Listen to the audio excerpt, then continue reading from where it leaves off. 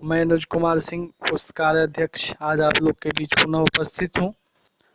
आज हम बात करेंगे सरदार वल्लभ भाई पटेल के जीवन के संबंध में, उनका स्वतंत्रता आंदोलन में योगदान और भारत के एकीकरण में उनका योगदान।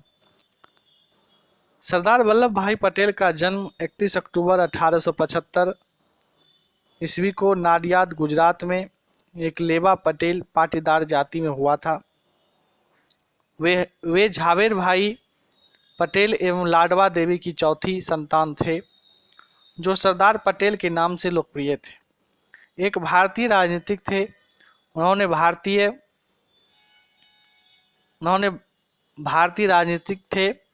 भारत के पहले उप प्रधानमंत्री के रूप में कार्य किया। वे एक भारतीय अधिवक्ता और राजनेता थे, जो भारतीय राष्ट्रीय कांग्रेस के एक वरिष्ठ नेता और भारतीय गणराज्य के संस्थापक पिता थे, जिन्होंने स्वतंत्रता के लिए देश के संघर्ष में अग्रणी भूमिका निभाई और एक एकीकृत स्वतंत्र राष्ट्र में अपने एकीकरण का मार्गदर्शन किया। भारत और अन्य जगहों पर उन्हें अक्सर हिंदी, उर्दू और फारसी में सरदार कहा जाता था, जिसका अर्थ है प्रमुख। उन्होंने भारत के राजनीतिक एकीकरण और 1947 के भारत पाकिस्तान युद्ध के दौरान गृह मंत्री के रूप में कार्य किया। उनका बारडोली सत्याग्रह और खेड़ा संघर्ष में भी बहुत योगदान है।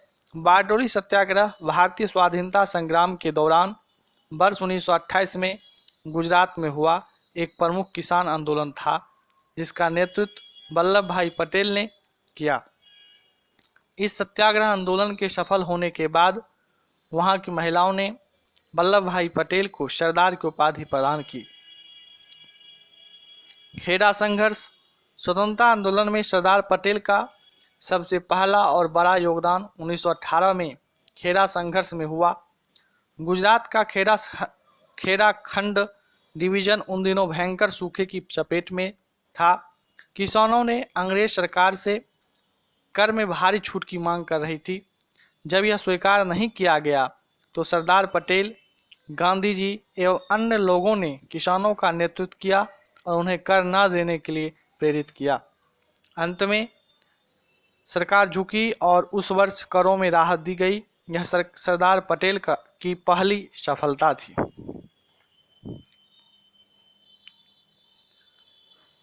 आज़ादी के बाद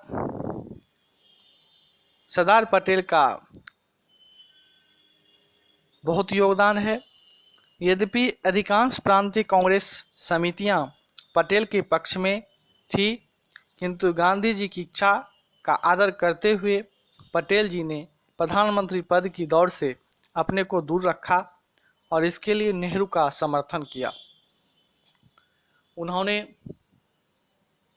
उप प्रधानमंत्री एवं गृह मंत्री का कार्य सौंपा गया, किंतु इसके बाद भी नेहरू और पटेल का संबंध तनावपूर्ण ही रहे।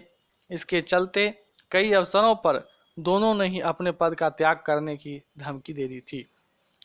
गृह मंत्री के रूप में उनकी पहली प्राथमिकता देशी रियासतों, राज्यों को भारत में मिलाना था। इसको उन्होंने बिना कोई खून बहाए संपादित कर दिखाया। केवल हैदराबाद स्टेट के ऑपरेशन पोलो के लिए उनको सेना भेजनी पड़ी। भारत के एकीकरण में उनके महान योगदान के लिए उन्हें भारत का लौह पुरुष, आयरन मैन ऑफ इंडिया के रूप में जाना जाता है। इनके सम्मान में स्टैचू ऑफ यूनिटी का निर्माण कराया गया, जो सरदार पटेल को समर्पित स्मारक है, जो गुजरात के नर्मदा जिले में स्थित है। यह विश्व की सबसे ऊंची मूर्ति है, जिसकी लंबाई 182 मीटर फीट में 597 फीट है। इसके बाद विश्व की दूसरी सबसे ऊंची मूर्ति चीन में स्थित है, जो स्प्रिंग टेम्पल बुद्ध के नाम से जाना जाता है। देशी राज्यों, रियासतों का एकीकरण में इनका अहम योगदान है। स्वतंत्रता के समय भारत में 562 देशी रियासतें थीं। इनका क्षेत्रफल भारत का 40% था। सरदार पटेल ने आज़ादी के ठीक पूर्व में ही बीपी मेनन के साथ मिलकर कई देशी राज्यों को भारत में मिलाने के लिए कार्य आरंभ कर दिया था। पटेल ने राजाओं को बहुत समझाया कि उन्हें स्वायत्तता देना संभव नहीं होगा। इसके परिणाम स्वरूप 3 को छोड़कर शेष सभी राजवाड़ों ने स्वेच्छा से भारत में विलय का प्रस्ताव स्वीकार कर लिया। केवल जम्मू एवं कश्मीर, जूनागढ़ तथा हैदराबाद स्टेट के राजाओं ने ऐसा करना नहीं स्वीकारा। जूनागढ़ सौराष्ट्र के पास एक छोटी रियासत थी और चारों ओर से भारतीय भूमि से घिरी थी। फिर भी वह पाकिस्तान से मिला हुआ था और पाकिस्तान में विलय के पक्षधर था, लेकिन फिर भी वह नवाब ने 15 अगस्त 1947 को पाकिस्तान में विलय की घोषणा कर दी। राज्य की सर्वाधिक जनता हिंदू थी जो भारत में विलय चाहती थी, लेकिन 15 अगस्त 1947 को वहाँ के नवाब ने वहाँ की जनता का ख्याल रखे बिना पाकिस्तान में विलय की घोषणा कर दिया, जिसके पश्चात नवाब के विरुद्ध बहुत विरोध हुआ। तो भारतीय सेना सरदार पटेल के दिशा निर्देश को मानते हुए जूनागढ़ में प्रवेश कर गई। नवाब भागकर पाकिस्तान चला गया और 9 नवंबर 1947 को जूनागढ़ को भी भारत में मिला लिया गया।